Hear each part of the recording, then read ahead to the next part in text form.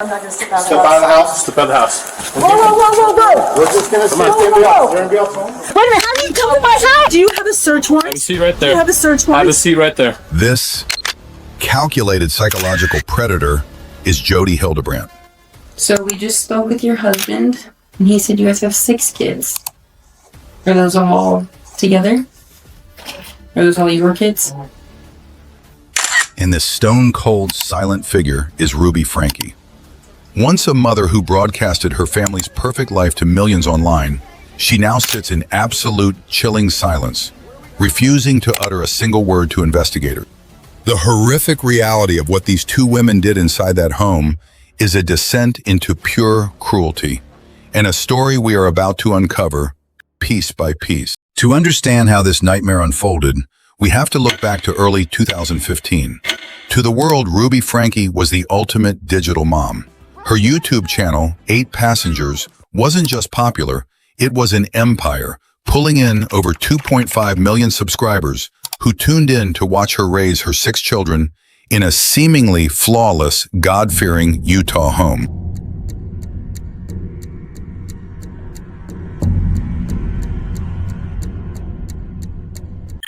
By 2020, the polished image began to shatter. A single video sent shockwaves through the community when Ruby casually revealed she had punished her 15-year-old son, Chad, by taking away his bedroom, forcing him to sleep on a plain beanbag chair for 7 months. By 2021, an isolated Ruby found refuge in the shadows of a radical new mentor, a licensed therapist named Jodi Hildebrandt. Jodi ran a controversial group called Connections. Behind the guise of mental health, she pushed a toxic ideology that labeled children as inherently evil. To Ruby, Jodi was a prophet. To the rest of the world, she was the catalyst for a nightmare. The carefully crafted illusion finally shattered on August 30th, 2023. This is Ruby's 12-year-old son, escaping a house of horrors to save his own life.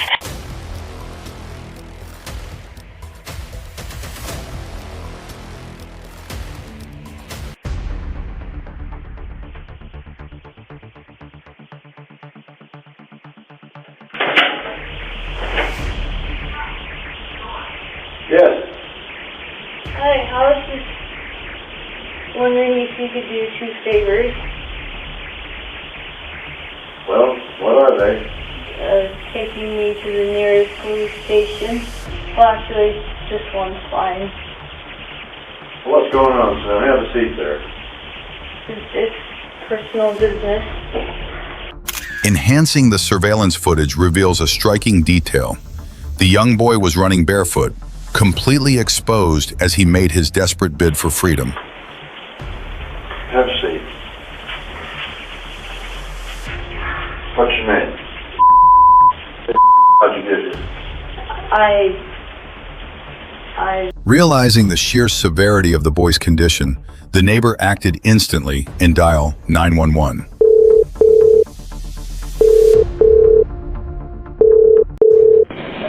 On the address of your emergency. Old boy showed up here at my front door asking for help, and he's said he just came from a neighbor's house, and we know there's been problems at this neighbor's house. He's emaciated, he's got tape around his legs, he's hungry, and he's thirsty. Okay. Is your door locked? No, I'm sitting outside with him on the front patio. Okay, cool. And he asked us to call the police. What's So his he's name? very afraid. Is anybody looking for him that you can see?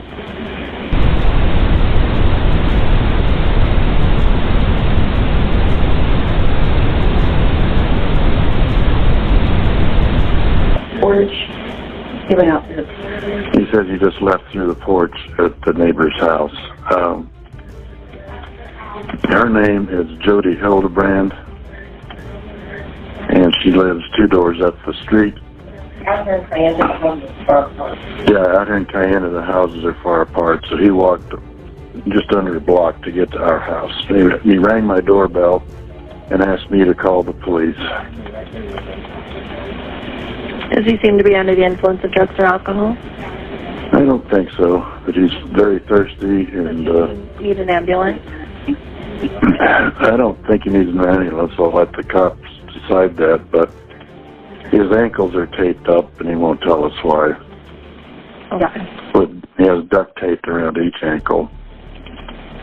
Yeah, there's sores around them. I think there's a good chance he's been, He also said... oh, and he has been around his ankles. I mean, his wrists as well. Okay, this boy has been... He needs... This kid has obviously been... I think he's been detained. He's obviously covered in wounds. Can you tell me what color the shirt and shirt were? Okay, the ambulance is here. Okay. So... Are they with you? No, they're just not getting out of the truck. Okay. Okay. I'll go ahead and I'll let you go then. You did a great job. Okay. Thank you. Thanks, Mike. Bye. With medical personnel finally on the scene, the neighbor hung up the phone. His part in the rescue was complete.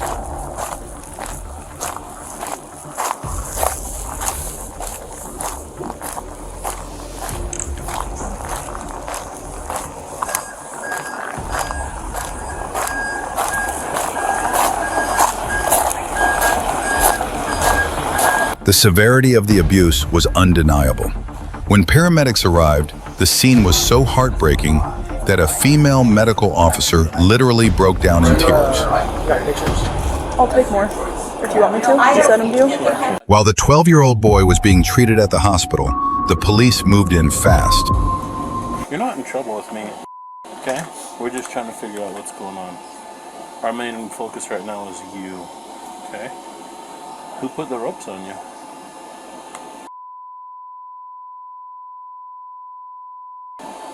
Supposed to help you what? With the boy safe in the ambulance, police didn't waste a single second.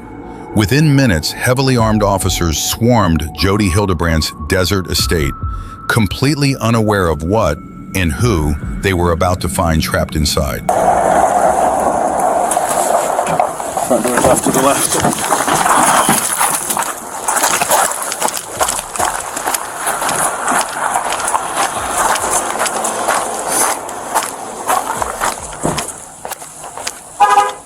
Ring.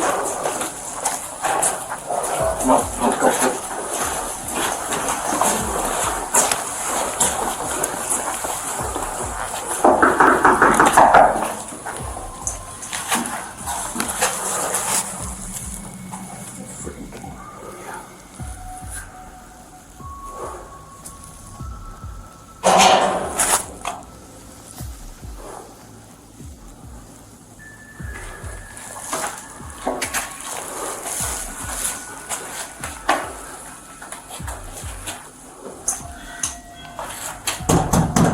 Police officers, open up!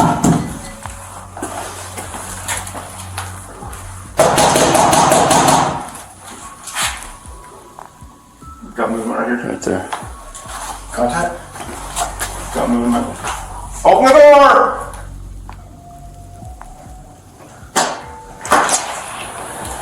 Jodi? I need you to step out. I have my turn. That's great. Step out of the house. No, I'm not going to step out of the Step out of the house. house. Step out of the house. Whoa. We're just gonna see on. if Whoa, whoa, whoa. they're gonna be able to home. Wait a minute, how do you come to my house? Right there.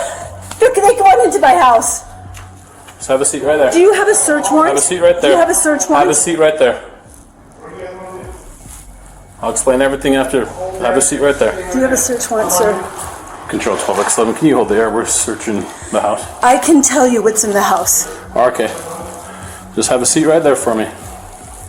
Do you have a search warrant? We'll explain it after this. You can't just come into my house without a search warrant. We'll explain everything after this, ma'am. Okay. Well, that's one of the reasons why we're here. So we'll explain after everything's done, after we clear the house and make sure everything's fine in But there. why are you coming into my house without a We'll search warrant? explain it after this. But that doesn't make sense. You come into my house and do what you want, and then you tell me you don't have a No, warrant? we'll explain why we did. But don't you have to have a warrant? Not at this moment, we don't. We're here on exigent circumstances. And I'll explain it after this, after my sergeant and the officer are done clearing the house.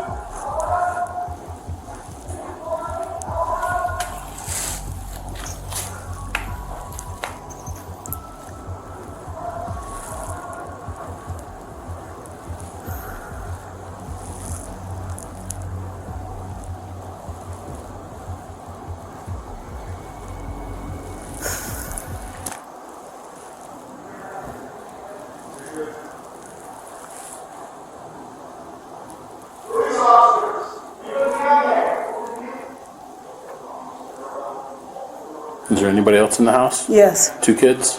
There's a little girl. Just one? She's right over here. Okay. How old is she? She'll be 10 next week. Okay. And she's on this side? I have Airbnb guests over there. Probably scared me to death. Okay.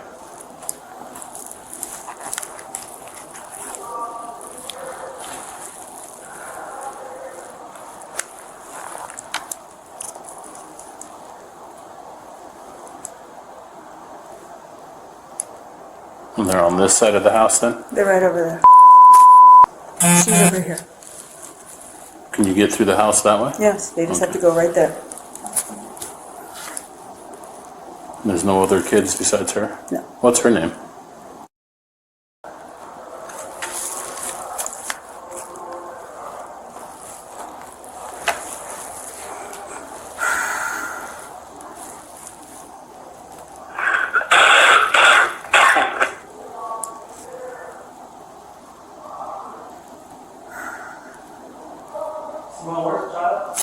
Should be off to, where are you at?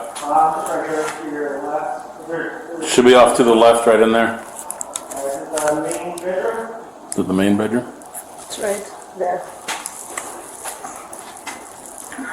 How do you get there from the inside? Walk around the corner. There's a little hall, and it's the first. Just around the corner, down the hall. Second door to the right. Following a tip from the boy, police confronted Jodi. She confessed the 10-year-old girl was inside, leading officers into the darkness where the next chapter of this horror story was waiting. You don't want to talk? They finally found the young girl, but she was completely shut down, refusing to speak a single word to anyone. Okay. There's nothing at all you want to talk about at all? It's okay to talk to me.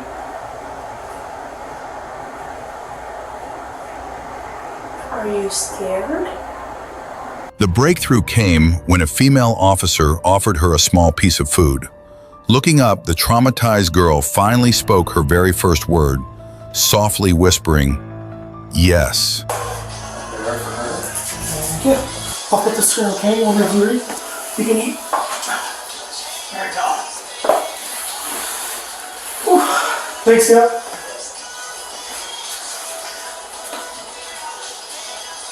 Eve, you're more than welcome to eat. You can eat all you want, so that's all you.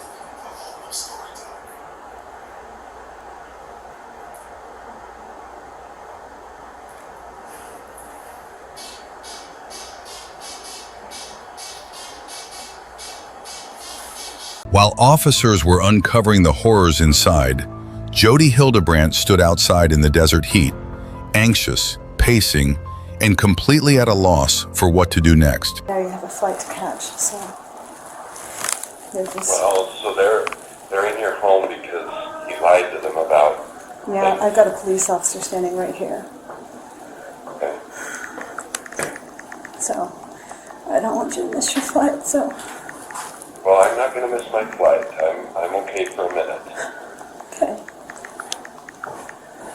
Have they found her yet? Yeah, they had Eve.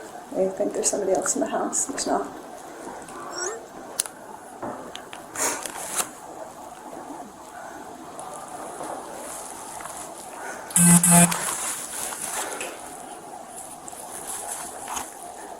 Are there 3 children that are supposed to be in this house?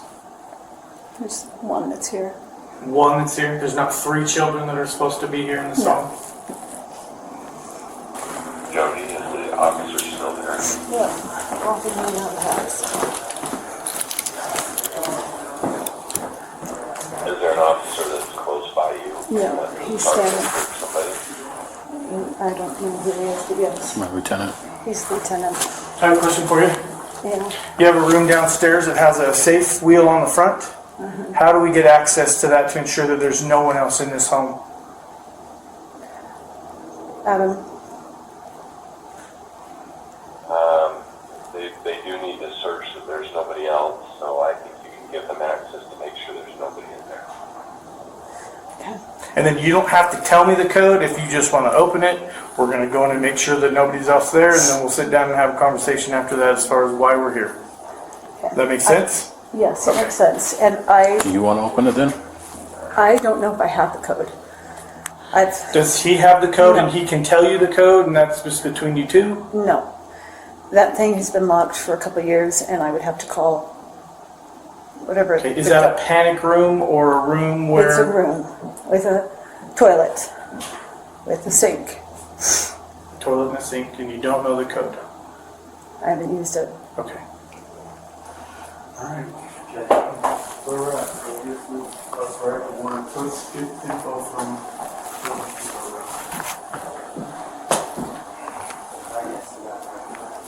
You got to call the safe company? Is that how you have to I call? assume that's where I have to call. Okay. This hasn't been at the top of my priority list. Yeah. Okay, you want to put it on speaker? Okay, hold on. Okay, you're on speaker. Well, officer, so the other individual, I don't know if that was you, mentioned that you would explain the purposes behind what you thought were the exigent circumstances. Can you tell us those now? I can't. You'd have to talk to my sergeant or lieutenant about that. Could you get them, please? Yeah. Thanks. Let's see. Is that your attorney? Yes. Okay. Hello, sir. Hey. Hey, it's Lieutenant Studley. Hey, so we're not going to have any conversation over the phone. We'll probably do that in person. Is there a time that we can sit down and meet? Well, there is. I'm getting on a plane, so it would need to be Friday. Okay. Could we do Friday? Absolutely. What time Friday works for you?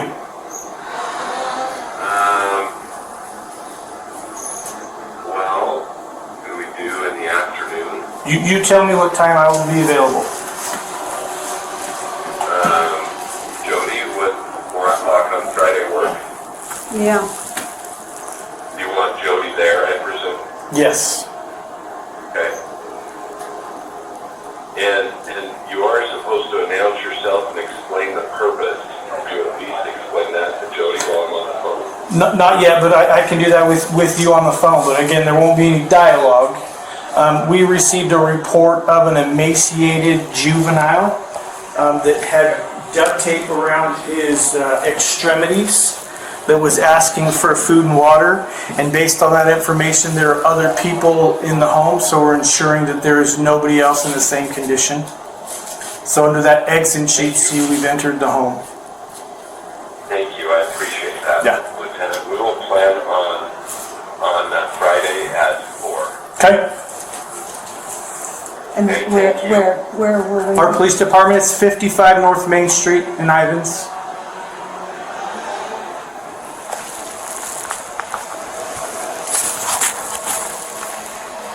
Did you hear that, Adam? I did, yeah. And Jody,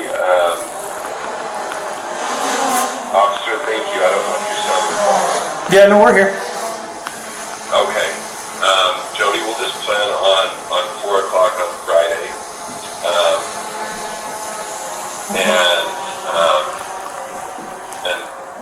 Ruby's on her way down for the children, right? Yeah. Okay. Actually, before I hang up, officer, can I talk to Jody just briefly? Absolutely. I will walk away and you are on your own. While police cleared the rest of the house, officers ordered a nervous Jodi to sit down on the living room couch. You can probably sit on the couch so you're not out here in the sun. Okay. If you guys want to go sit down. Go to the bathroom. Absolutely. Just have to make sure no one's in the bathroom and let her go in. Okay. Just got to use it. I can go right.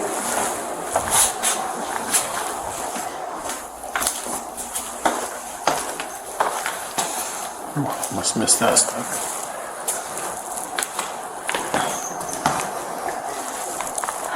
Just have a seat on the couch.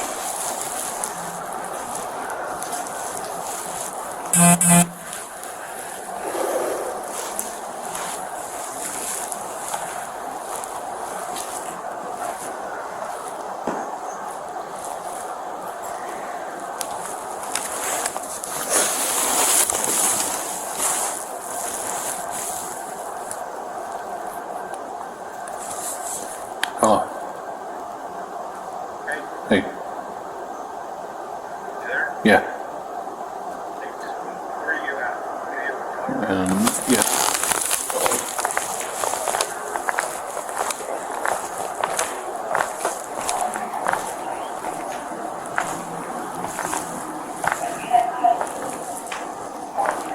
When I first got there, or in the ambulance?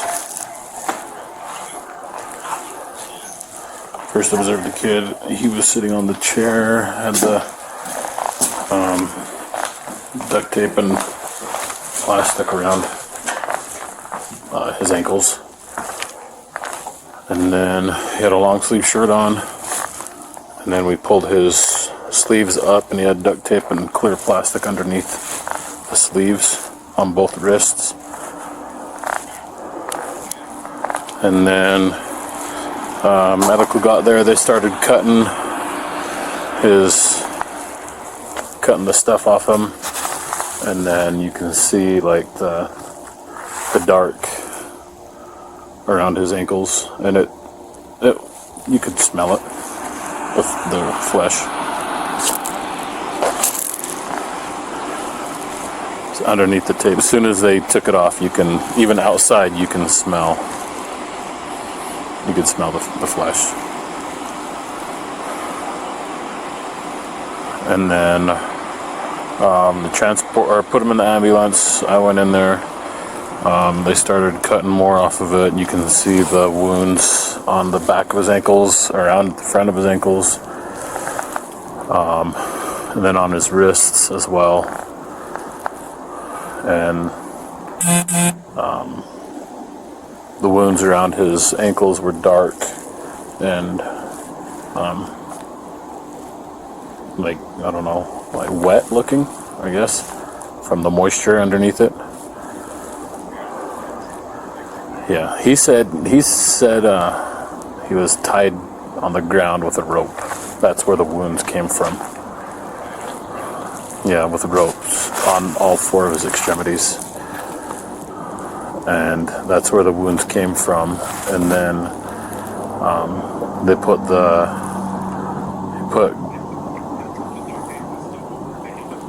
put cayenne pepper mixed with honey, he said, on the wounds, and then covered that with the plastic saran wrap and then the duct tape over the wounds.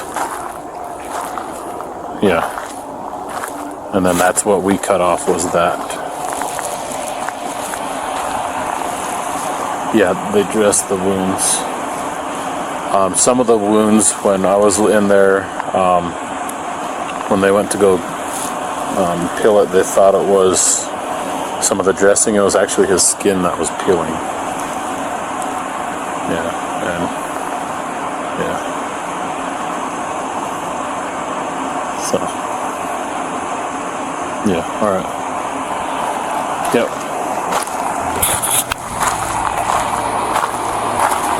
With the horrific evidence uncovered inside the mansion, investigators had seen enough. The focus immediately shifted to the source of the abuse, and police moved in to arrest the children's mother, Ruby Franke.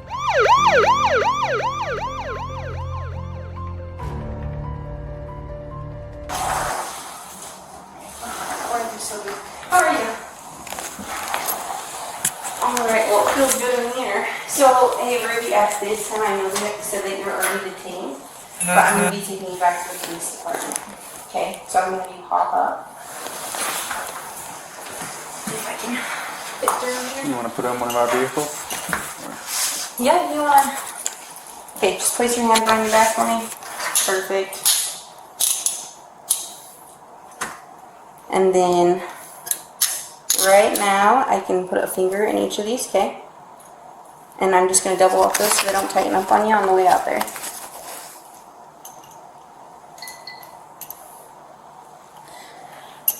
Where's your car? It's out there. Yeah. About by the command. You don't have anything on you that I should know about, correct? Any weapons, anything that we're going to find. Before you put you in a police vehicle, we need to search your person to make sure you don't have anything on you. Is there anything you have on you? Okay, I'm going to search you before we put you in his car. That's just protocol, so I'm just going to have you step right over here and then just widen your legs, front, widen your stance. Yep, perfect. Are you wearing a bra? Okay, I'm just going to go like this through and make sure you don't have anything. You said you're not wearing a bra? Okay. Is that just like a tank top under here? Okay.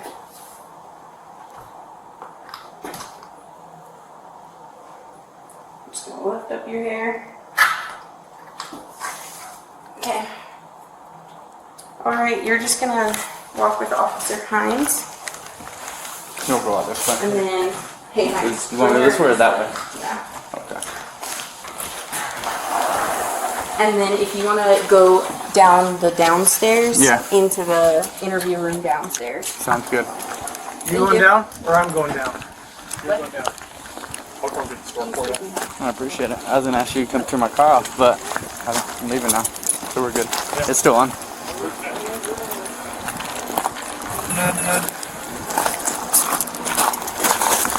Thank you. Yeah. I'll come help you. Okay. Hey, hold on. Well, I wouldn't take this opportunity. oh, I don't know. If you want to ask, I got you. just so we can tell them who we're taking down there.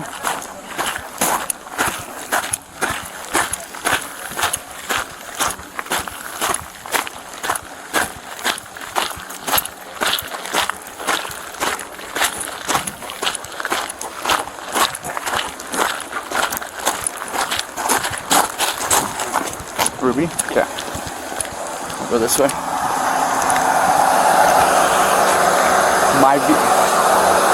Sorry. Yeah, Captain. You're not going with Jessica? You take her? Yeah, she told me to transfer her down, then she'll meet me Okay, there. yeah. Take me in your car, then I'll Appreciate it. Ruby, what's your last name? Just so I could tell them I'm transferring. Okay. Control traffic 13.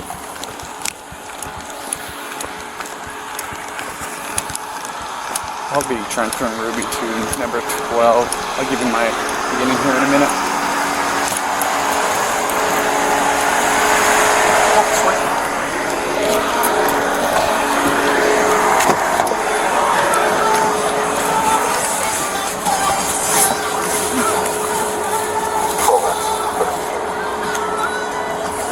With both suspects officially in custody, the legal chess match began. Ruby Franke and Jodi Hildebrandt were placed in separate interrogation rooms, setting the stage for two completely different versions of the truth. Hey Jodi, how are you? So I know I introduced myself when we were out there, but again, my name is Detective Bate, and this is Sergeant. I'm trying to get you in the paper. Get you sit in the seat for me. It's all about camera angles. Things in that one. That was great. Can I get you any water, snacks? Doing all right? can be expected. How long you lived here in Islands? 6 years. 6 years. The same house? Wow. You married? Single? Where'd you move from? Utah County. And how long were you up there for? I'm a little nervous. You're you know, to be honest with you, if I was sitting over there, I'd be a little nervous too. So don't worry about it. We're just here to talk, to get your side. And right now we're just asking you just typical questions, like how long you lived here, that kind of thing. I watched too many detective movies. How yeah. Which one's your favorite? Me too. You can't, honestly, I sit there and I'm married and I sit there and watch those with my wife and I say, like, we don't, that's not how we do it. Hey, that's not right. So there's some good ones out there, don't get me wrong. But most of them are probably a little off base. We're not as mean. I won't get up and beat you up. We don't do that. We just want to get to know you a little, so if you just kind of want to share a little about yourself and what brought you down here. And So I trust my attorney. He said, don't say anything. And I said, I have nothing to hide. And he's like, I know that, but just let me be there with you when we talk. So you guys seem nice people. Yeah. I'm not trying to hide anything. I'm not trying to be difficult. This is really, if you knew all the pieces, I think you'd have a lot of empathy for what's going on. That's really what we're looking for. And you're an adult, and the thing about our interview, if we ask you any questions that you don't want to answer, you can just tell us, I don't want to answer that question. But we do want to have a basis and an understanding of what's going on in that home, or what went on up north that brought them into your home. Mm-hmm. And so if you want to share any of that and you don't want to answer any other questions, that's okay. I'd like to just tell you, but I don't know who you are. I don't know if you're going to flip my words. I don't know. And that's the good thing about cameras. Everything, it's pretty much double recorded, audio, video, and it's for the safety for you and for us, because we don't want to flip your words. And this will all be pretty much right there to support you. So we're not going to use anything against you. Be so insistent then. He's an honest, good man, goes to church. I trust him. Why would he say that to me then? I don't know. I don't know your attorney, to be honest. Well, I'm just saying he's a good, honest man. Yeah, and I'm an honest person as well, so we get along great. And he just said, do not say anything. Maybe just as an attorney, they always say that. They always want to be with their client. I'm not sure, but like I said, at any time, if you don't want to answer a question, you don't have to. So the ball's really in your court on what you do want to answer and what you don't. So, well, I think it looks bad that I don't want to answer anything, but it's not because I'm trying to be difficult. I'm really hanging on what he told me to do. Mm-hmm. Yeah, who's your attorney? Adam. Looking closely at her face, the panic was completely overwhelming. She was so visibly rattled by the pressure that she couldn't even remember the name of her own attorney. His father's an attorney, his brother's an attorney. Is he local? Yeah. Is it? Oh, I don't know. He's on the street where the town hall is. Well, They all have the same name. The whole reason we're sitting here today is there's a lot of questions we have that we just maybe misunderstandings that we just need to clarify. And I know, and I'd love to tell you if he were here, because I don't know. I don't know what's going to happen with what I say. You know, I'm a psychologist. I've watched people flip things all the time, so I get it. I sit on your side. I get it. I wish people didn't do that, but they do. well, if you're not willing to answer any of the questions about yourself, would you be willing to answer any questions maybe about Ruby or Kevin that you could help us understand? We just honestly want to understand what their dynamic is, what happened to the children, what caused their separation. Right. And after talking to Kevin, it sounds like you know a lot about their dynamic and their relationship. So if you could help us understand that at the least, that would be awesome. And that's nothing incriminating towards yourself because it's not pertaining to you. So if you could help us understand that. Jodi, we're going to do this. You've asked for your attorney, and we'll leave it at that. We'd like to maybe talk to you later when you have your attorney here present. Absolutely. And we'll He go made down an there, appointment at 4 He on made Friday. an appointment Here. here at 4. He talked to the officer Okay. and said, "Can we make a time?" And he said out loud, "Do not talk to them." Yeah. Okay. Well, I'll talk and see if we can schedule that, and maybe that's just something we just do with your attorney. Okay. Do you have any questions for us? Anything we can answer in the meantime? No. Okay. No. All right. Appreciate your time. We'll have you hang tight in here, and then we'll come back and get you, and we'll be on our way. Okay. Thank you. Thank you. But what did Ruby have to say for herself? Let's find out.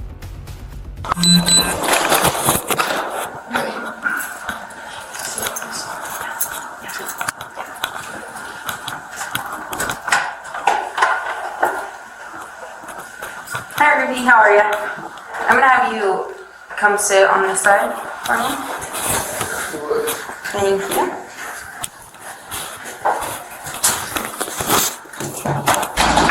Was this your order?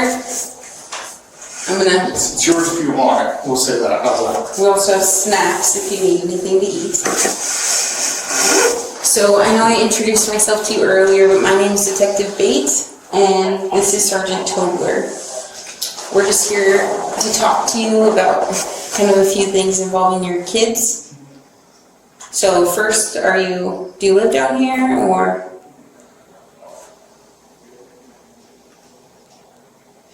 Or do you live up north?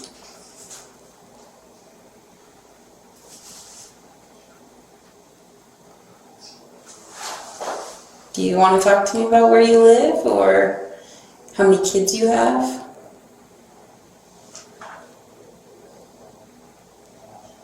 So we just spoke with your husband and he said you guys have 6 kids.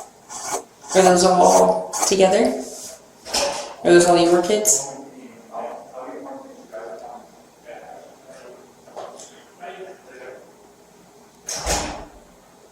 I can wait all day. So it's up to you if you want to talk to us about what's going on.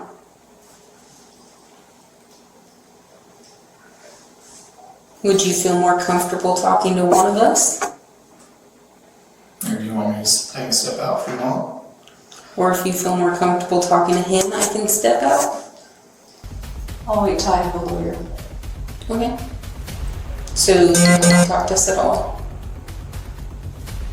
But Ruby didn't say a word. She stayed completely quiet, choosing to shut down the questioning entirely until her attorney arrived. Do you want to answer that? Or you don't want to talk to us about anything?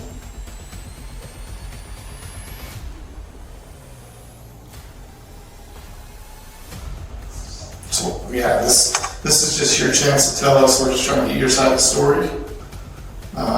So it's your chance to do that. But it's up to you. We're just here to talk. And I mean, I'm not asking any criminal questions. If you don't want to talk to us, just let us know and we'll be done. I've already told you. That you want a lawyer? Okay. Okay. Okay. Easy enough. Thank you. Is there anything else I can get for you in the meantime? I got the water. Do you need a bathroom break or anything like that? No? Okay. Talking was officially over. Police stepped back in, recuffed both women, and prepared to transport them to jail. All right, dear, I'm gonna have you stand up, all right? Thank you. Go ahead and face this officer. Go ahead and place your hands on top of your head. You notice your finger, please. Thank you. Just put your hands on top of your head. You're good. Look to your left. Okay. Thank you. Hey, Friday, I'm not going to work for the interview, but I got got Jessica. She's going to give you a card. We can schedule another day. We're thinking like Monday maybe for that interview. So I'm going to call it if you want. We'll get you a card when you can get with Adam and schedule that. Okay. How do I schedule that? What you guys on the phone? We'll give you a card with the phone number. And then, yeah, you can call Adam and have Adam call us, and we can schedule it, or you can call us and schedule it either way. Okay. Just gonna do another quick check, another eye search here. Nothing in your pockets? You have nothing on you at all? Okay, let's go ahead. You can go out the front door to my vehicle out there.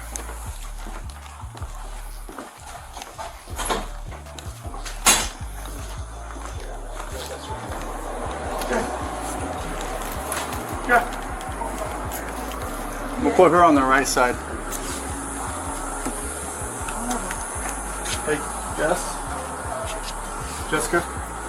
Hey, I'm calling her. Trying to put her in there. Wait. Yeah, you can. Okay, go ahead. Judy, this right side of the vehicle, please.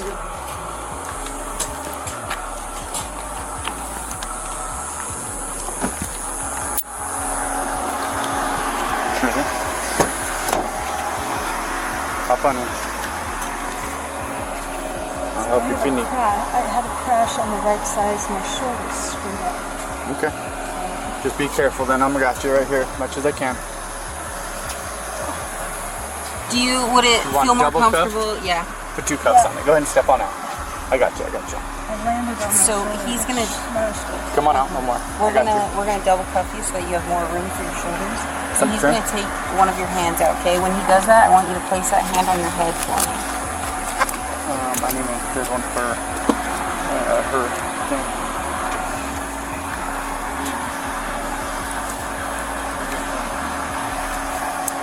Just trying to figure out which one would be easier.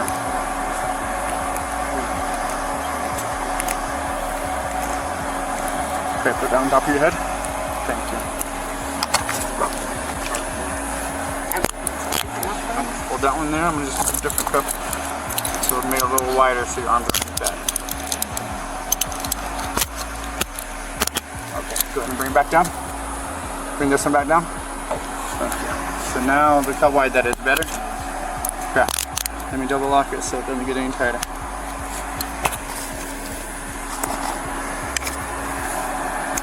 Okay, go ahead and just get you back.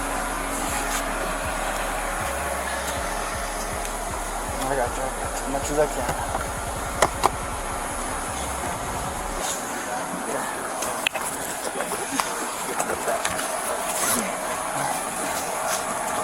Hey, sorry, let me go to the other side. Yeah. Can't go back there. You got it. Yep. Good. Okay. We'll be right back, okay? Okay. You got it? I just have a few more pretty close. Yeah, that's it, but I just wanted to unlock the door while you hold us. Good. Alright, step up, please. Thank you. Go and face that officer. Put your hands on top of your head, please. And unlace your fingers. Thank you. Put on top of your head. Look to your left. Thank you. I just don't want to hit you in the head on accident with the cup. Okay. Go down.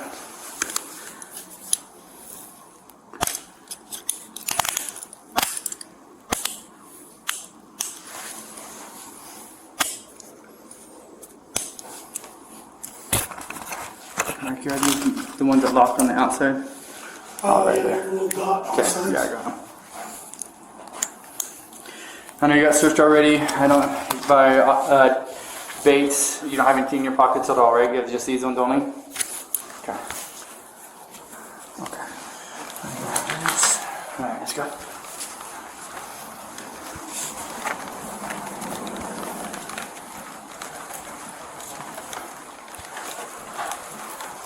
Left. Up the stairs.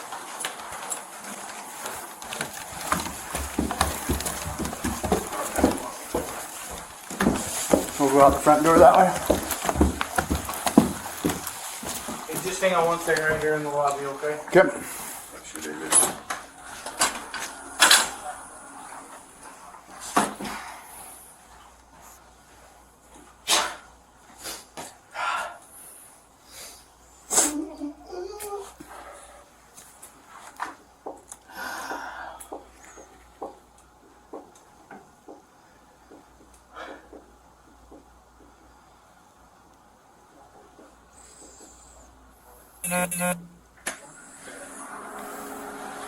Makes you want to let you know what criminal charges for, so you're under arrest.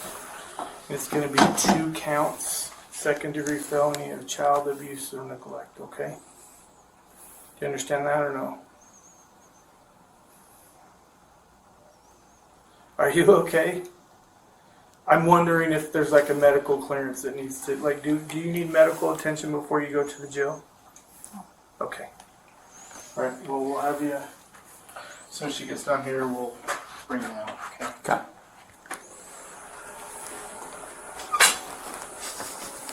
Have you ever been arrested before?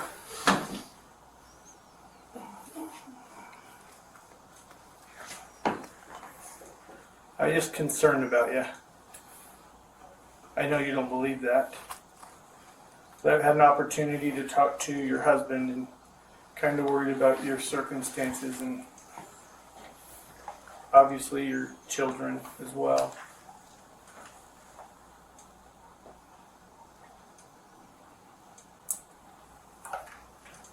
But you're sure you don't need medical attention or anything like that?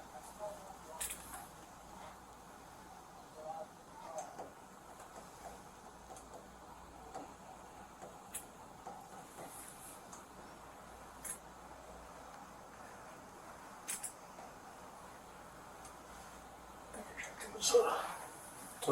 Some soda. I got soda in 2 years. Why did you start today? I don't know. It's always around. I don't feel too good right now drinking that soda. Yeah, you'll see. We'll see what happens later tonight, I guess, right?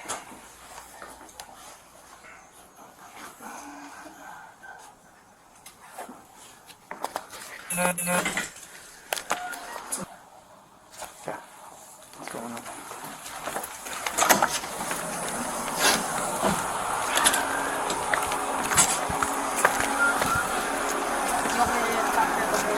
Yeah, we probably need to do another Search? content, yeah. It's not wearing a bra or anything, but I'm just gonna make sure you don't have anything in your pockets. And you're not wearing anything else under this, correct? No, ma'am. Spandex? Nothing? You don't remember what you're in? Okay. I just want to make sure that you don't have anything. Just widen the stance a little bit for me. Yep. Thank you.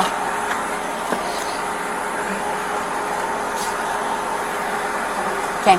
So I just spoke. You can turn to face me. So I just spoke with Jodi, but you both are under arrest right now for child abuse. Okay. Do you have any questions for me at this time? No questions? Okay. You can hop in. You got it. Yep. So if you would your feet as far forward as possible. Don't worry about it.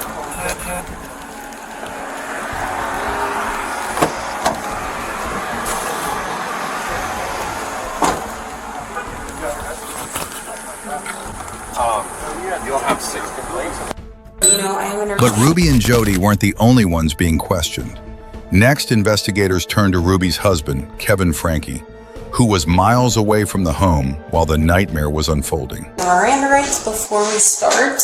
We're just kind of ask you a few questions about your involvement. Okay. So first, you have the right to remain silent. Anything you say can and will be held against you in the court of law. Okay. You have the right to an attorney or to have him or her present while questioning.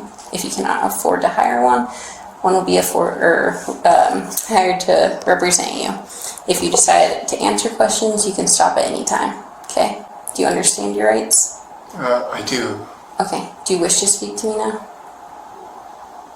Well, I want to pick up my kids. How about this? We're going to ask you some questions, and if you don't want to answer them, you just say, hey man, I'm not going to answer that. Sure. But to just say, hey, I'm not going to talk, that's not beneficial to you, and then we're done, you're nowhere, and we're nowhere, and... Sure. You understand that, right? Yes. Okay. Okay, so just for starters, what was your full name? Kevin William Franke. How to spell that? KEVINWILLIAMFRANKE. And what's your date of birth? What's a good address for you? I'm not comfortable giving my address right now. Okay. But you do live in Springville? I do. How long have you lived in Springville for? I moved there in 2007 with my family, so And how many? 17 years. 17. And how many kids do you have, Kevin? I have 6 kids. And what are their names? Some of them are teenagers, 2 adults. So are they all living with you, or No, I haven't seen them for over a year. any of them? No, none of them. For a year. Over a year. Okay. I've been in a separation From who? from my wife and family. What's your wife's name? Ruby. Ruby. When's the last time you saw Ruby? The last time I saw her Yeah. was the 18th of this month. We met she requested me to sign over vehicles, or the titles to the vehicles, the vehicle that she drives, that were all in my name. When's the last time you physically saw Russell or Eve? The day that I moved out, July 24th, 2022. 24th of 2022. Or July 25th, July 25th. So it's my understanding that at least home here in Kayenta and Ivans, have you been to that home? No. You've not been to that home? No, I don't know. I don't know what's anything that's been going on. Like, this is good, man. Like, I would love to be able to help you out with this, and like, I'm seeing a light of need because I'm unaware of your involvement in what's really going on. So for you to say that you're unaware of the status of your kids kind of makes, I know that sounds kind of crummy to you, but it sounds kind of good to me. Like, who lives in that home with your, is it ex-wife? Is it currently a separated wife? Like, who lives in that home with your children? To be honest, I don't know. I know that she's there with 4 of the children, and our 2 older children have moved out. They're not at your home in Springville? And I'm not trying to trip you up. I can see you're hesitant to talk to me. I understand that. Well, where I live, no, Yeah. I haven't seen them for over a year. Okay. That's tough. I can only imagine how that feels, man. I got kids. And not seeing them for that long, that would tear a little piece of my heart out. Of age to drive. Does she drive? I don't know. Okay. Like I said, I know nothing that's going on in their lives or anything going on.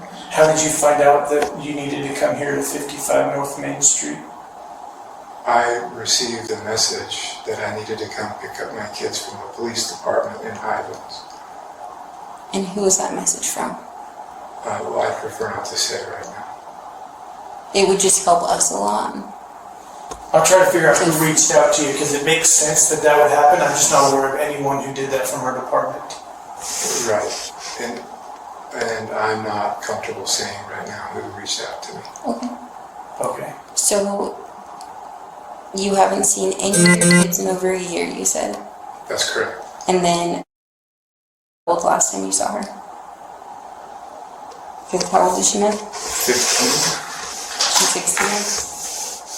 Okay. And then when all the kids left, Ruby took all of them? Yeah, she stayed in the house and I moved out. Okay.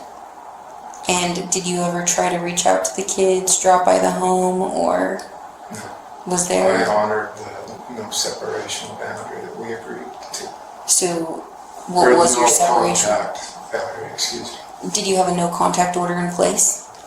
Order? No, this was between my wife and I. So what did Ruby ask of you when you separated? What did she ask of me? Did she ask you not to contact the kids? Ruby invited me to leave the home while I thought about the choices that I've made in my life and the way that I've treated her. Okay. and so I left. And how long had you and Ruby been married before? We were married in 2000. So about 22 years? When we separated, we were going on 22 years. Yes. Okay. And during your marriage, how was disciplining your kids? How would you discipline your kids? Yeah, I'm not going to answer that question. Okay, that's fine. Have you been since separated or since they lived here in the city of Ivins? Have you communicated with your wife regarding like disciplining with your kids or their care or their physical well-being? No. So is she doing this on her own and just telling you how your kids are? She's not telling me anything about the kids. Who's this female Jodi that your wife lives with? Do you know a female named Jodi? She is a therapist and a life coach, I know. And she's... Do you respect her? Do I respect her? Mm-hmm. Yeah, I think she's a very honest, truthful person, yes. Okay. You place value on Jodi? I don't know what that means. Like, do you value what she says and how she treats? Is your wife a client of hers? Is your wife a partner of hers? Is your wife a roommate with her? Your kids are living in her house is what I'm trying to say. I'm not aware of that, but I know that they've been in business for the last year filming. Who's they? Ruby and Jodi. They film podcasts, and so every week a podcast goes up and I listen to it. What's the name of it? Connections with an X. Like CONNEXIONS. Yeah. And then, do you support them in that role and doing that and having? Do I support them in the business? Yeah, do you support them and think that what they're doing is a good thing, or? I support their business efforts. I think it's a good thing. Are you involved with their business efforts, or? No. Okay. So just Ruby and Jodi. No In Kevin. the business? Yeah. Yes. Okay. And were you involved in the 8 passengers account with your family? Yes. I was in the videos, if that's what you mean. I briefly learned about this 2 hours ago. So, did Ruby more so do the videos for the family? Mm-hmm. And how long did you guys do that for? She started the channel in 2015, and as far as I'm aware, from the time I left, the last video she uploaded was towards the end of 2021. Okay. And I'm not aware of anything she's done since our separation. I don't visit 8 passengers anymore. Mm-hmm. Chapter of your life that's gone? It's a past chapter, yeah. So how do you and Ruby communicate? Just through text, phone call? Through text, and if there's anything considered an emergency, we agreed that we would communicate through a phone call. Okay. And do you know her phone number off the top of your head? Off the top of my head? No. Okay. No worries. So, how often would you guys communicate while she was down here? Well, I don't know how often or long she was down here. We've communicated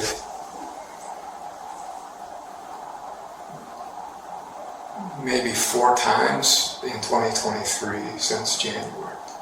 So are you aware of how she disciplines the kids or how she handles No. the kids with behavioral issues or anything like that? No. So you're unaware of how she does that? Yes. Okay. Are you aware of the physical condition of your children? No. No. I've chosen to trust my wife with the children. That was part of the agreement of our separation. Is that you allow her to physically provide for the needs of the child, you're just removed from that? I mean, you pay support. I know this is personal questions, but No, yes, my job is to financially provide for I'm just trying to figure out like how much of a role do you play in the caretaking of specifically, is it?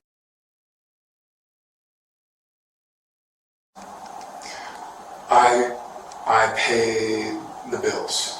Okay. With my job, I provide the money, goes into a shared bank account, and that's my only involvement. Okay. Like, there's a whole bunch of things I want to talk to you about, but I still can't get over the fact that someone notified you to come here to pick up your kids. My guess is, was that Jodi? I'm not going to answer that question. Okay. All I'll say is, well, someone you said you notified trusted her. You said that you think she's not necessarily. I asked you if you place value on her, but you obviously. she is an honest. I know her to be an honest and a trustworthy individual, and so yeah, I trust her. And I received a communication that.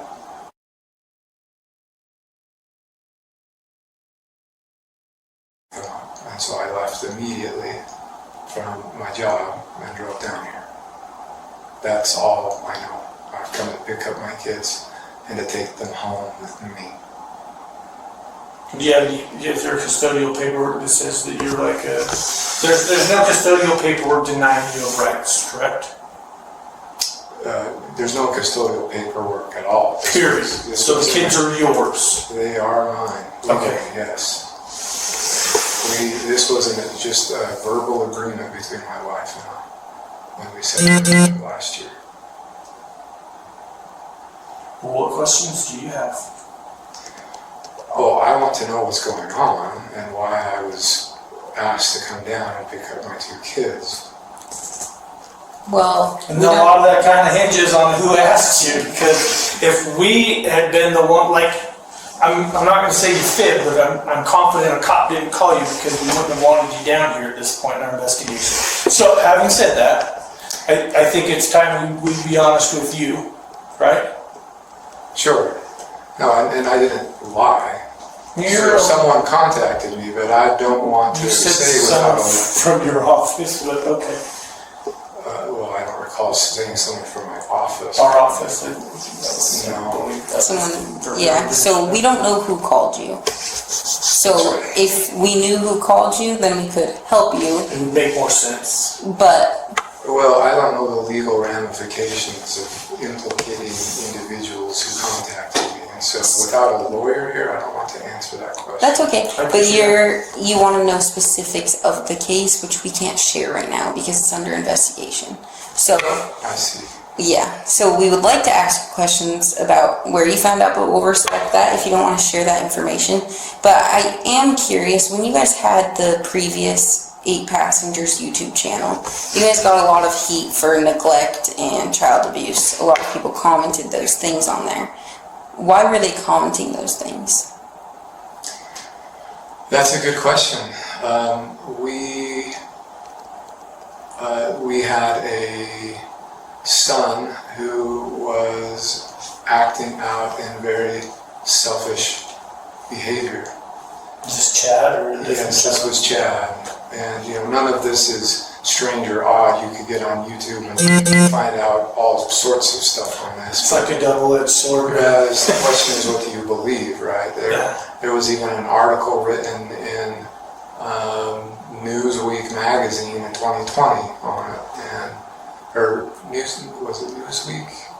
No, Business Insider, where we were interviewed, and we were pretty straightforward when we talked about it, and we shared our piece in that.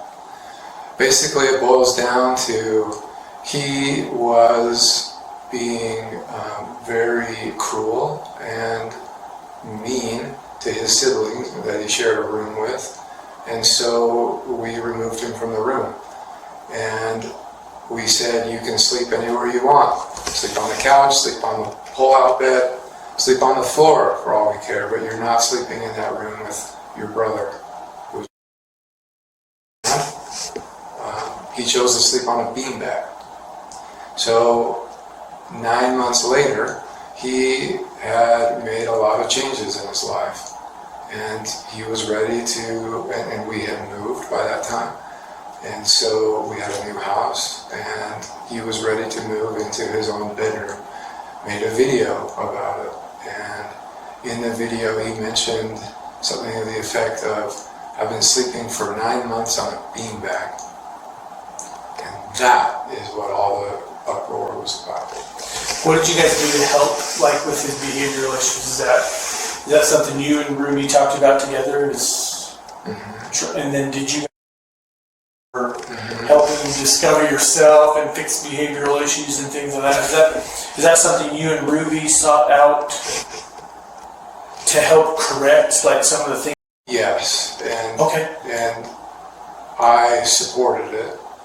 And so together we held boundaries for our son Chad to support his choosing honest and responsible choices. And when he chose honest and responsible choices consistently is when he began to get his privileges back. And that was parenting, right? Well, that was the uproar, right? Yeah. And so, but yes, through 2000, contact with him because I'm honoring the no contact separation boundary with that I agreed to with my wife. But I understand that he's 18, living on his own somewhere in Provo and working and supporting himself.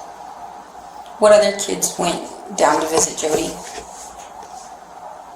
What other kids? Yeah, did you send any of the other kids down to spend time with Jodi? We didn't send Chad down to spend time with Jodi. They would meet on Zoom. That makes sense. Okay. Yeah, we were in Springfield. Well, even in 2019, she would meet with them. So when did Ruby and Jodi, to your knowledge, like, decide to collaborate, come together and mesh lives? Because that's what's happened. Well, they decided to start a business in 2021. So while you and Ruby were together? Yes. Okay. Yeah, but there were, at that period it was pretty nebulous. I don't know. What's that word mean? It was just a lot of talk, and there weren't like solid plans. It was, let's start by doing podcasts together, and then that's all I know. I know that they published a book together recently. You can find on Amazon. It's not a secret. Was business thriving? Like, life was good between those two? Well, not that I was aware. Well, at some point, and again, I'm not digging into your life, but I'm trying to understand this. At some point, they kick you out. When you talk about a business, thriving in terms of business and money, when we stopped 8 passengers in YouTube, we lost 90% of our income. So to say that business was thriving, in my perspective, no. Got it. I don't think it ever was. Was that part of your guys' reason for separation after you guys ended 8 passengers? Was that part of the reason? The reasons are because of ways that I treated my wife and some of my own addictions that I was working through and seeking help on with pornography. Thank you for sharing that. And I've made some wonderful progress. Like, is that something you came to the realization that you needed help and weren't doing things right? Or is that something that, like, Jodi helped you guys recognize that maybe Ruby needed more? I'm trying to understand her involvement in your guys' life. She's my focus, so just to be honest. I understand, and I can perceive that. Jodi and Ruby have a close relationship, and Jodi saw the need for me to get help, and frankly, I agree. The space has been exactly what I need to face, my own addictions and receive the support and help that I've needed. And so this space has been very, very good for me. So when you stated that you and Ruby had this no contact that you guys just verbally agreed upon, was that an idea given by Jodi that she recommended you guys have that space and not contact one another? I'm not aware of that. The invitation for me to leave and take space was from my wife. Okay. But that was while Jodi and Ruby were friends and collaborating and doing podcasts and Sure. Well, you're the custodial parent of these children. I don't see why we can't explain to you why we're involved. So I don't recall the exact time, but sometime before 11 o'clock today, we received a phone call from 911 on our dispatch that a 12 to 13-year-old boy was knocking on doors in a neighborhood asking for food and water, that he was severely emaciated, that he had... What is emaciated? Skinny, scrawny, malnutritioned, not enough food, not enough water to sustain life. So he had... I'm sorry, what? He had duct tape on his extremities, on his hands, on his ankles, and those were covering rope burns that were used to tie him down. Take a second and think about what I just said. That's the condition of your son.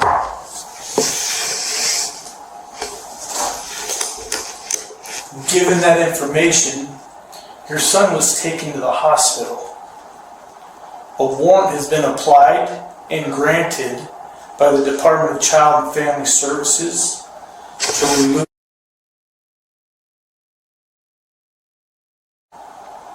So no one right now is going to have access to these two children based on their physical condition. Do you understand that?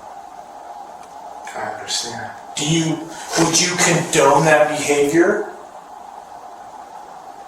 Would I condone that behavior?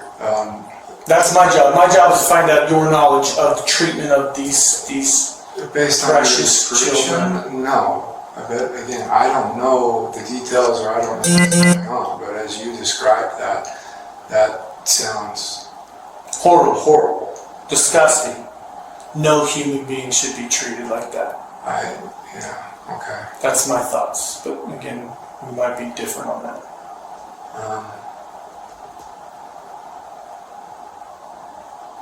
We're gonna let you sit here for a second, okay? We're gonna go out and talk.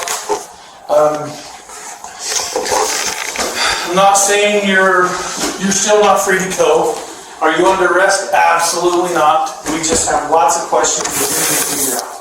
Lots. Okay? Okay, because... Your children are under medical care right now. And what does that mean? And it means that you don't have access to them. My understanding is that they are... What is that? They're in the custody of DCFS. And they will be for the next 70... There's a medical hold on them right now. So for at least the next 72 hours, based on our understanding. At least the next 70. They're in observation. They're being watched. DCFS is going to provide you that information, and they can better answer your questions along those lines. That's handled through them. Okay?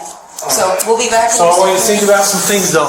I don't know. Listen to me. Listen to me.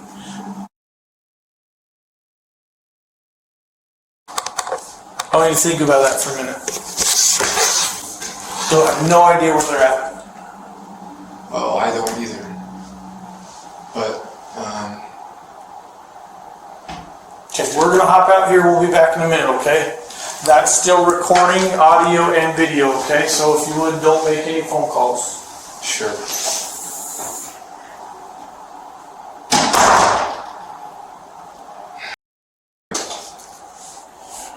What's going to happen to my wife? I love my wife. I don't know. I'm being honest with you. I don't know. Haven't had anything to do with I you. don't have those charges against my wife. Possibly.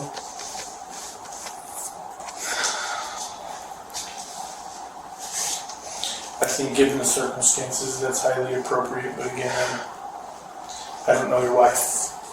I was hoping to gain some insight from you, but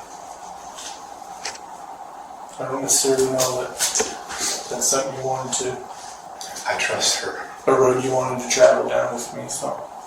And not without legal representation. Yeah, alright, I get it. But I love my wife and I trust my wife. And so, I mean, this feels like getting run over by a steam truck, what you're sharing with me today. Yeah, I can tell you're caught off guard. I thought I was just coming here to pick up my kids, and for what, I don't know what or why, but... And I was planning on taking them back with me, and just... I mean, I'd love to have a candid conversation with you, I just don't know how it's going to be received by you. I don't know you, but I can tell you my perception of how this happened. Well, I'm Whether you interested value in... that or not, Look, I'm interested in facts, but again, at the same time, I'm interested in all the facts. But you understand our facts. Our facts are that you have a child that is emaciated, malnutrition, and has marks. I didn't spend any time with her. Sergeant Tobler did. Did any of you spend time with her? He didn't spend I time have not. She went to. She was requested to go to the hospital along with,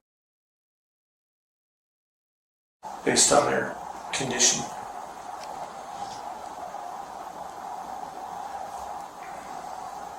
Folks, I don't know what to do. Like, I want to... You realize that I have a picture of my family on my wall. And I look at it every day. And I work every day. So I can get back to my family and save my family. And everything you're sharing to me just sounds like a made-up story. Like, I have no idea what you're talking about. Like, it's just, it sounds like a horror movie.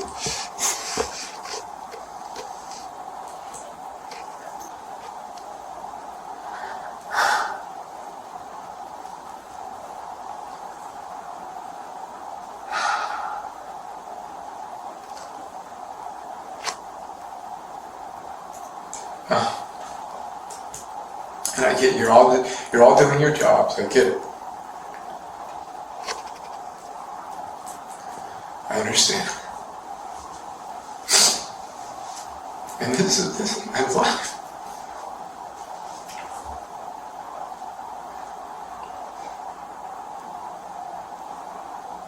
I just want my kids. I just want my kids. I just want my family.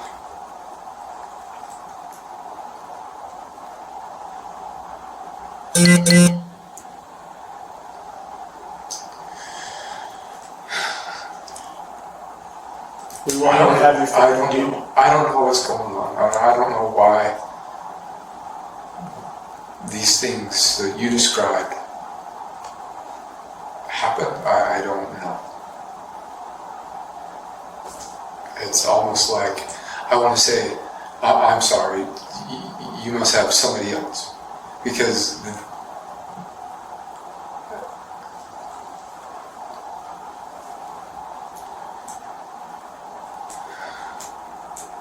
it's like, am I in the right conference room here? No. That's what it's like. It's real, you know. I'm having a hard time accepting this and dealing with this. I mean, you're telling me that you're taking my kids from me. And we need to transfer the titles of the car to my name, or we're going to cancel these credit cards and stuff like that. So just stuff related to the finances really is our only communications over the past year. Sure. We've had zero communications regarding the kids. Okay. I've had no reason to believe or think that there was anything going on. For all intents and purposes, I woke up this morning looking at the picture of my family and making my commitment today, as I do every day, that I'm going to live an honest, a virtuous, and a responsible life today. Okay. And what you're sharing with me just feels like a sucker punch. Okay.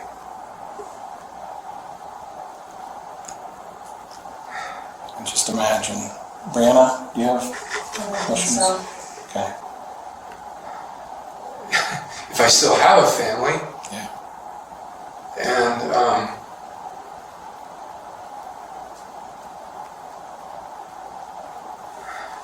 I just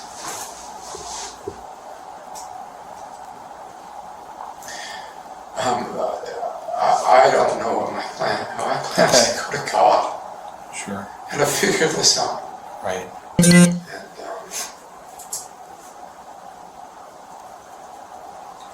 I am just heartbroken what you all are sharing with me. And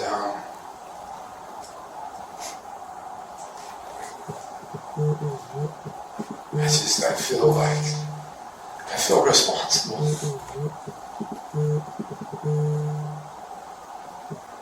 Separating, leaving.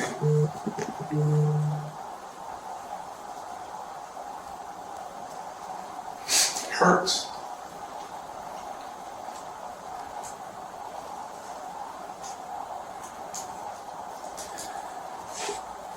And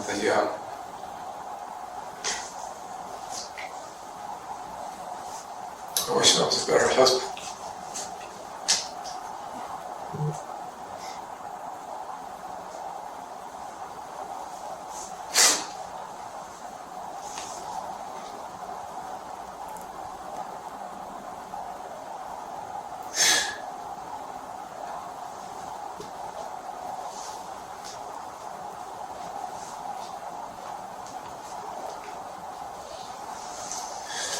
I know you're all doing your jobs.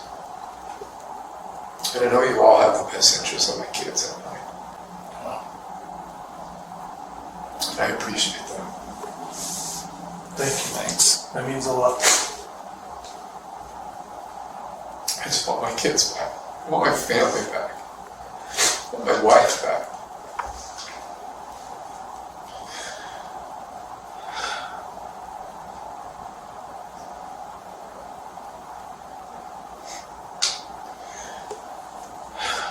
Okay. I don't want this to sound rude, Kevin. We've got some things to do. We're not kicking you out. But the building's closed. Okay. You're gonna be okay driving home? I really am worried about you. Okay. Do your best. Breathe. Gotta pull over the side of the road. To understand how things got this dark, we have to listen to Jodi's own recorded phone calls. They expose a chilling reality, revealing exactly how she used extreme religious fanaticism to justify her actions. Are you there? Yeah. Yep, there you are. Okay. Yeah. Okay. So the Lord says that first they'll lay their hands on you and persecute you, delivering you up to the synagogues and into prisons, being brought before kings and rulers for my name's sake. And it shall turn to you for a testimony. And then he says, settle it therefore in your hearts not to meditate before what ye shall answer, for I will give you a mouth and wisdom, which all your adversaries shall not be able to gainsay or resist. And you know what gainsay means? Wow. So then he says, and ye shall be betrayed by both parents and brethren and kinsfolk and friends. I'm like, oh my gosh, that's exactly what's going on. And some of you shall be caused to be put to death, and you shall be hated by all men for my name's sake. And then he goes on to say, you know, and I never read that before, but like I've never been in prison, but I just read that. I just wept. I mean, the Spirit was like, he just said, "This is you." Yeah. I read in Mark. That was in Luke, and I read in Mark the same kind of thing, you know, because the Gospels they wrote similarly. So he said, "Now the brother shall betray the brother to death, and the father the son, like the father will betray the son, and the children shall rise up against their parents and shall cause them to be put to death." That statement right there is what's going on with me. The children shall rise up and put their parents to death, and ye shall be hated of all men for my name's sake. Oh my goodness, yeah. I probably cried for an hour straight. Just everything clicked, and I said, I'm happy to go to prison. Because if you continue to read the rest of the chapter, he's like, be grateful. If you're in this situation, be grateful because you're grateful. And you will be saved. And wow, yeah, that's quite experience to read that from your perspective right now. You know, wow. Well, I have just been begging him, like, you've got to explain this to me. Like, I cannot logically figure out what's going on here. And that's it. That's what's going on. And the Spirit. I mean, when I feel the Spirit, I have two physiological reactions. I get really like shaky, like I'm shivering, like I'm cold, or I feel heat, like I have a fever run through me. Yeah. Wow. And I was like burning up. It felt like I was burning up, and I was just shaking with gratitude. Like, here's your answer. Here's what this is. That's super cool. And that's pretty neat. Pretty neat how that works, how the scriptures can do that, you know? Yeah. Yeah. Cool. Well, like I said, I have probably every single day just been, you know, trying to logic, trying to understand, trying to be humble, trying to say, yeah, sure. Yeah. What's happening? Yeah. Oh, yeah. You're living a puzzle, trying to put the pieces together. Just. Yeah. Yeah. And in Peter, First Peter, I don't have this one written down. I kind of wrote the other stuff down, so I took it down to the phone. But in First Peter, chapter 4, between verses 12 and 19, I can't remember exactly how he says it, but he's like, when you have something happen to you and it just feels like it's random, it's not random. Like this is intentional. You're it's not just some crazy active events that's going on. This is like intentional. And that First Peter chapter 4 was another one of the footnotes to refer to, you know, that reinforced all this other stuff. I'm like, this isn't just some crazy random event. This has purpose. And then I connected it to my blessing, because my blessing I've been reading like several times a day, and the blessing is pretty clear. The first paragraph of it says, you know, these are words directly to you from your Heavenly Father, and according to your faith and diligence, they'll either be a comfort to you or they won't be, you know, so however much diligence and faith you want to put in them. And then the next paragraph talks about, it says, You are a special spirit, chosen and reserved for these last days and sent forth to the earth in great clouds of glory to share the gospel and prepare the people for the return of the Savior. And it says, one of the reasons you were sent here is to share the gospel. The strongest message you will ever teach is the power of your example. And then he says, through the power of your example in the spoken word, he says, your tongue will be loosed, and you will be able to teach the gospel in far and distant nations. And then he says, through the power of your example and the spoken word, you will be a great tool in the hand of the Lord in teaching the gospel to many. So this whole paragraph about an example, I'm like, well, what's a better example than to go to prison unjustly and then go teach the gospel? Go teach the gospel. Yeah. Plan on doing it. Yeah, and that's super cool. That lady that's Jewish that you've met, and what a neat thing. Yeah. Be able to share with her. With Jodi's motives exposed, investigators turn to the wiretaps of the mother. Let's listen closely to Ruby's calls to see if she showed even a single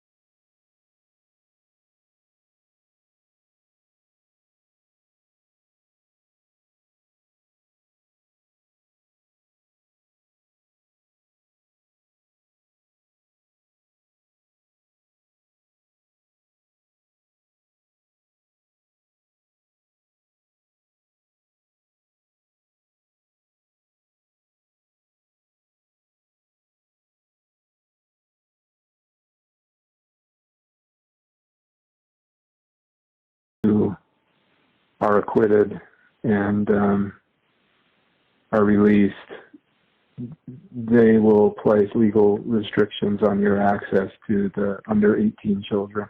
I figured such. God told me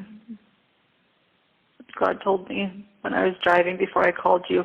I didn't have any information. I didn't know anything, and the Spirit said, your children are going to be removed.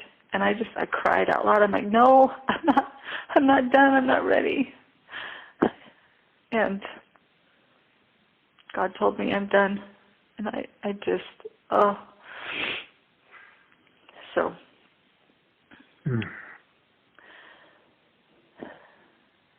Satan has taken everything away from me that I love. And I'm a good woman. I don't do naughty things. I don't do naughty things. I'm a really good girl.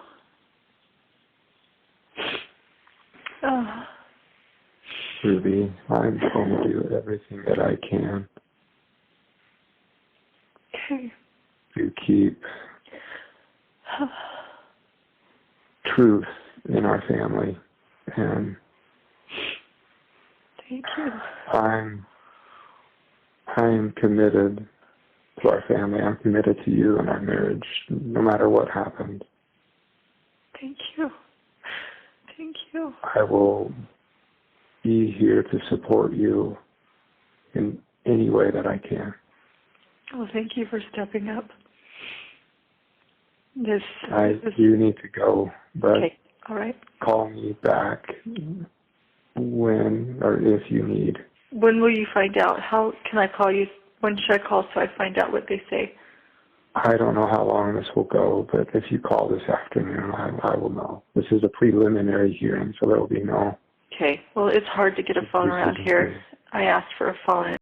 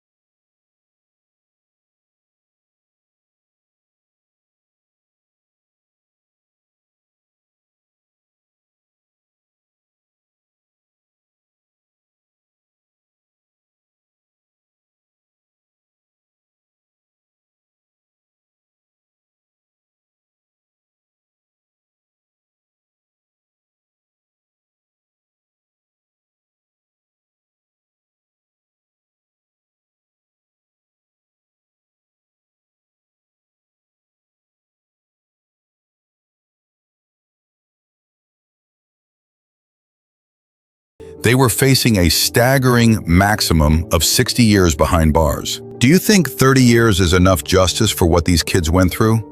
Or did the legal system let them off too easy? Drop your thoughts in the comments below and hit that subscribe button for more deep dives into the dark side of true crime.